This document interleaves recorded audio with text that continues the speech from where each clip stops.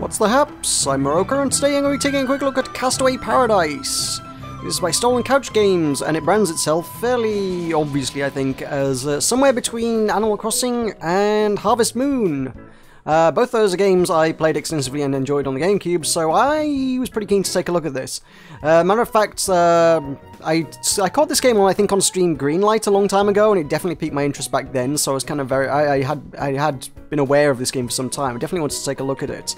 It's finally launched on Steam this week, so we are going to delve in. There's not much of a way in a title screen, so normally, you know, we started my video, I would go, hey, here's the options menu and everything before we get into a game. No, well, it kind of opens up on the load game screen, so I figured might as well hop on into the action. There's not much in the way of a title screen. It's a Unity game, so your options are mostly done through the Unity launcher. You got graphics are prettiest or fastest, and VSync or not VSync.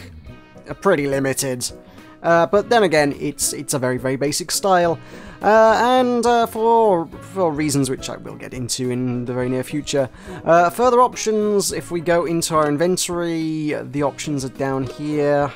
I don't like the interface in this game at all. Everything's in weird places, it feels like. So we can turn music and sound on and off. Yeah, that's it. So you got those four graphics options: prettiest, fastest, prettiest VSync, fastest VSync are the drop downs in Unity. You can rebind the controls because it's Unity, and you can turn music and sound off. No sliders, just off. Great. That's not enough. There needs to be more than that. That's really lackluster by any standards. Oh well, at least we can change the resolution because, hey, it's all hard built into Unity, I suppose. So we're here, we're in a world that looks fairly strikingly similar to Animal Crossing in a lot of respects. The trees look a bit Animal Crossing-y, the flowers look a bit Animal Crossing-y, the grass was as soon as I jumped into the game, the first thing I saw was like, hey, that grass, I've seen that grass before. That grass is definitely a familiar looking pattern. Yeah, they've nailed the style. If they're going for Animal Crossing, I will say this game has absolutely nailed the style of Animal Crossing. And I'm okay with that, that's cool. The characters are a little more detailed than the Animal Crossing ones. I think most of the Animal Crossing characters just had a sort of very low polygon sphere for a head, if memory serves. But hey, we were talking about GameCube power back in those days, so yeah. So we've got a little island, we can run around it, and there's a bunch of activities to do, such as the way of life on Castaway Paradise. Or Animal Crossing, you know. Same thing, really. There are people living here. There are 4 people living on this first island, and we'll unlock other islands as we progress. Got this, Polly here is a shopkeeper. She talks to you the first time, and then she only ever just buys things from you at that point. I can buy some stuff from her, nothing terribly interesting.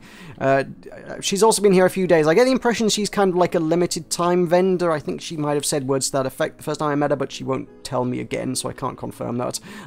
She sells a few items, but they pretty much seem to be much the same stuff. She sells fences, in case you really, really want a corner fence piece. The puzzle pieces are used for expanding the island, but you can earn them other ways in quests. And I think the game, I think you probably prefer to do it through quests rather than just spending money on it, because, well, spending money is kind of the way everything in this game is done. I mean, we got some characters at the side, so I can speak to characters and get some quests off them, so we can have a look at some of the questing mechanics and then go into things from there. So, Angus, quickly hurry, little one, before it's too late. You see all the small sprouts around the island. Grab a shovel, start digging. Curb, dig some flowers. I need to destroy 3 flowers. This guy is your standard grumpy character.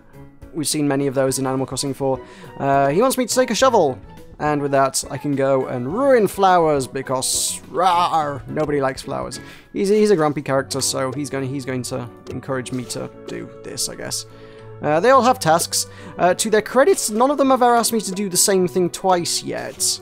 With Animal Crossing, you definitely saw the same sort of things pop up time and time again. Here, actually, there does seem to be a good variety of quests. I've done a whole bunch of quests for different people, and actually none of them have actually come up again. There is a lot of gophering. Of course, it's like, oh, this needs to go to so-and-so, go take it to so-and-so, and then that's it. So, some of the quests are not terribly interesting, but nonetheless, I've not seen the same things come up. So, at least they got the dialogue going. Animal Crossing, you did burn through dialogue pretty quickly, and then once all was said and done, you saw the same stuff over and over again. I don't know, I was kind of okay with it, but that's kind of the games I played when I was a teenager, I suppose. Well done, last thing we want is any more flowers on the island. Here's your reward. He gives me 15 XP, which will fill up the top, and a little bit of currency. The gems at the top being currency. So we've got a leveling up meter that you will unlock things to buy where something like Animal Crossing. I'm gonna make the Animal Crossing comparison a lot, I'm afraid. This game is almost entirely going to be directly compared to Animal Crossing, just because this is what it wants to be. This is their own sales pitch, for God's sake. The game pitches itself as, do you like Animal Crossing? This is a game for people who like Animal Crossing. It's basically, you've always wanted Animal Crossing on PC, we've made Animal Crossing on PC, is the sales pitch pretty much for this game. So forgive me for making non-stop comparisons to Animal Crossing. So, yeah, I think I was going somewhere with that, but I've lost my train of thought, but yeah. We have a shop. This guy is kind of a Tom Nook kind of character, I suppose. He's a goat. He will buy and sell things in a shop format that looks strikingly familiar, to be fair. We can buy clothes, we can, well, we actually got a different goat kind of character, Llama, I think? Marcel. Marcel is a fashionista on the island. He will sell clothes. Do you see the spot? What spot? The spot right here. You can chat to people. I don't think that really achieves much, but you can chit-chat. As is the way. There's chap Samir. I don't know if he actually... I thought he ran a shop, but I suppose... He's mostly buying things from me, really. It's the same as Tom Nook. It's like he just sells things. He just buys stuff from me, and I suppose this is the stuff he sells, isn't it? Yeah. I could buy... I can buy wallpapers. I just really haven't bought anything from him because the game gives you so many other ways to buy the things. They put this shop here, but you kind of don't need to do this in a lot of instances because... And this is the other point I really want to get into, is that it started life as a mobile game. I didn't quite realise that when I picked it up, because I was just sort of expecting Animal Crossing. And all of a sudden the game is foisting a lot of features in my place that aren't microtransactions, but feel like they were microtransactions. If we go into here, we've got a VIP section. Enjoy the perks of a VIP. I wonder what that might have been in a former life. Okay, so you don't have to outlay any further money to do it. Instead, all it asks is you to grind the content for a bunch because you need to reach level 15. Once you're level 15, you get VIP and you get all these perks. You can use all of your tools for as long as you like. The tools will never run out. Oh, you get discounts in the store. They'll upgrade your house to a massive one for like no reason. You're living in a tent when you start out. But if you reach VIP, they'll just, boom, here you go, have a mansion.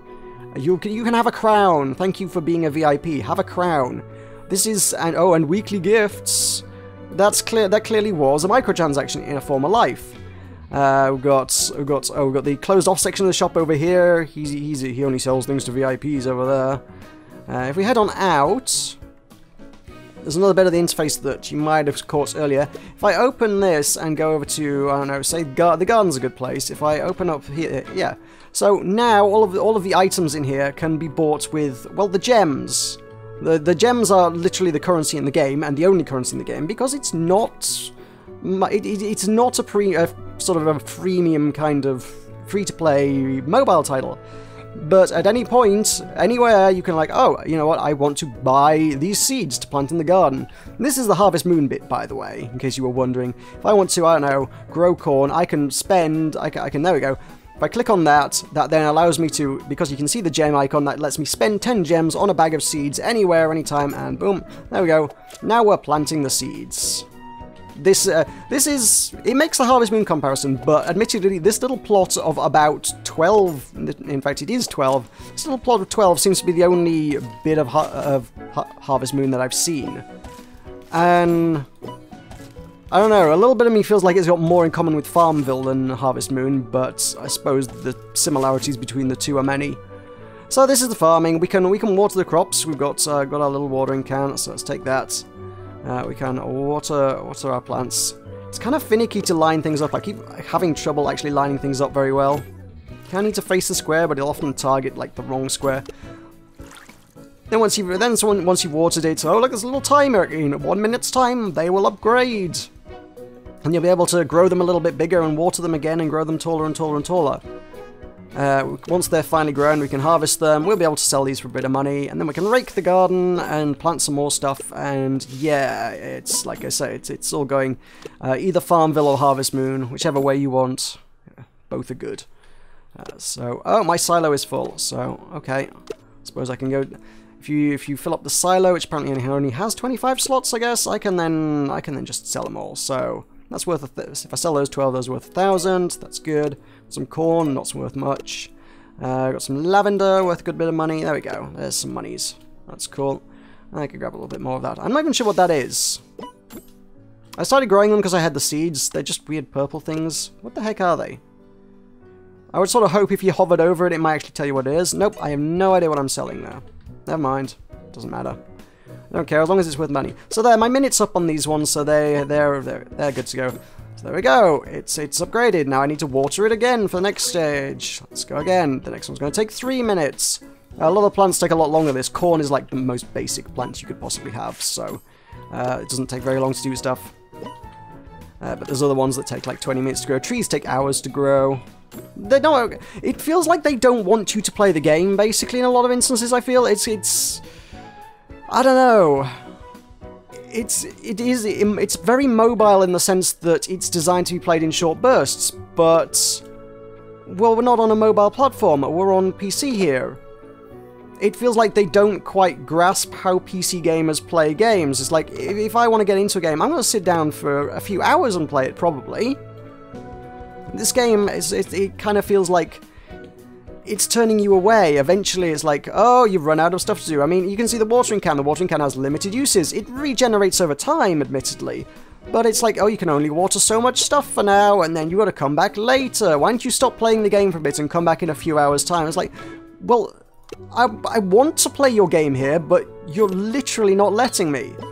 Got the pickaxe. The pickaxe only has 5 uses, and then it regenerates at a rate of about 1 use per minute, I think.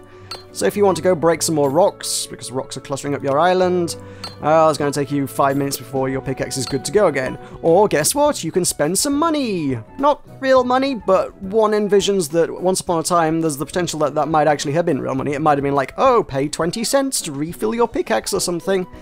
I would actually have checked that out, to be honest, but it's actually only on iOS and I don't own an iPhone or anything of the sort, so I am an Android man, so it's not on Android, so I couldn't actually check out how they actually monetized it in the first instance. So, kind of hard to make that comparison. I've got fishing. Fishing is marginally more interesting than Animal Crossing, but not by a whole lot. Then we can pay money to get bait to catch things a little easier. Or, well, that wasn't terribly difficult to catch, so, you know, I don't really need to do that. But if you pay a little bit of money, you can use some bait, and then you can use that bait. That bait basically increases the radius of the fishing, so that you can catch more stuff. Continue on with the it doesn't want you to play the game theme, we've got expanding to other parts of the island. Here we go, let's look at this. This is how we get to the next part of the island. We've got to solve a puzzle, we've got to buy the puzzle pieces. Well, we don't have to buy them, we can do them by quests. And the way I think it works, the way as far as I can make out, is like the first quest that you do for each character on any given day seems to reward you with a puzzle piece.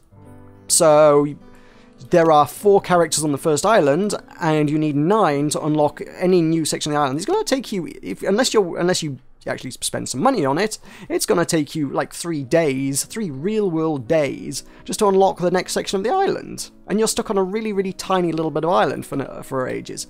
Yes, you can drop some gems on it, but I don't know. It's a weird mechanic. It's like, oh, you could just throw some money at buying the puzzle pieces. And it's like, that's a really gross kind of mechanic. I don't like it, like, at all. It's just that every problem in this game can be solved just by throwing gems at it. There's nothing interesting at all about it. Just like throw money at it. Oh, we need to build a village well. Alright, well, fine. Let's throw some money at the problem. Then it's going to take 20 minutes to build it. Jeez. And then it's, again, even if you do throw money at the problem, you're still playing the waiting game. It still wants you to come back later. And if we head into the town hall, we can go have a look in here.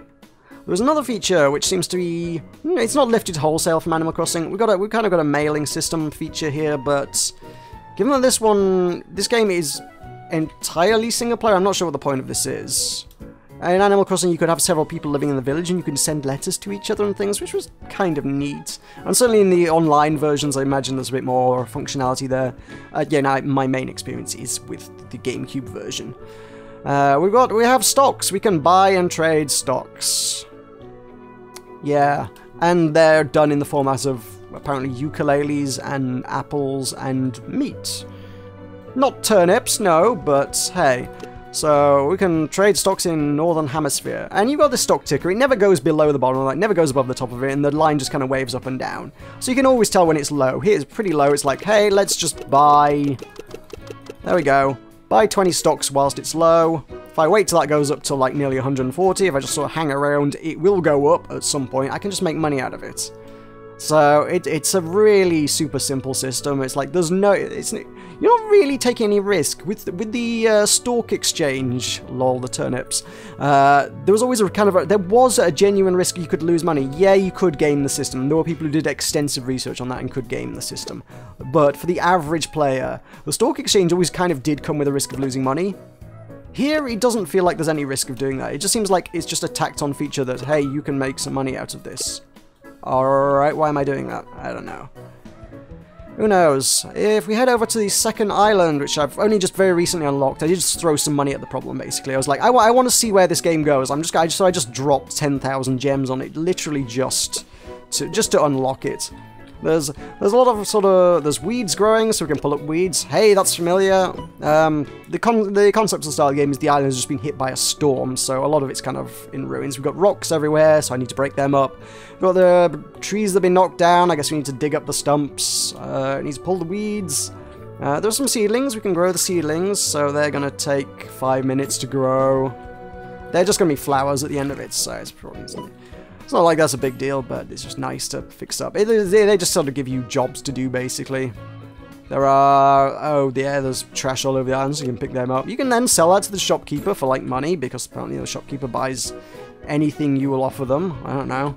Very strange. But, hey, Tom Nook was strange like that as well, so hey. If we head in here... This is the museum! That's a familiar concept as well, I think.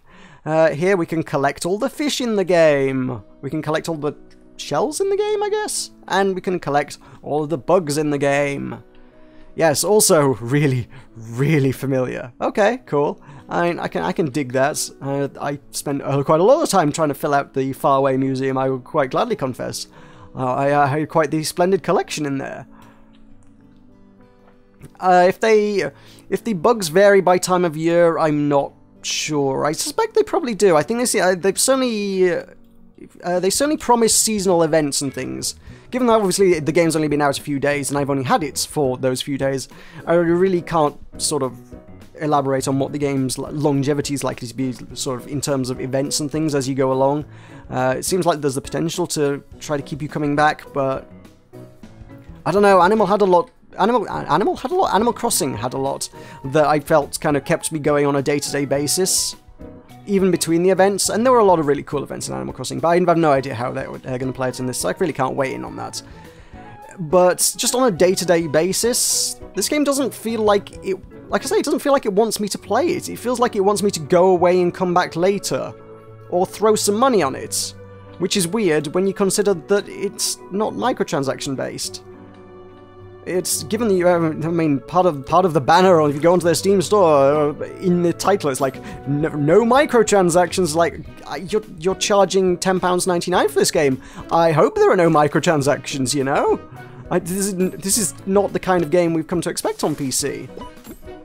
I mean, this game clearly has a lot of potential. They could have done something really, really cool here. But it feels like it's designed for the wrong audience. It seems like they don't know who they're making the game for here. It basically just feels like, well, they made a mobile game, and then they were like, hey, let's put it on PC. They haven't really done anything to tailor it to a PC audience.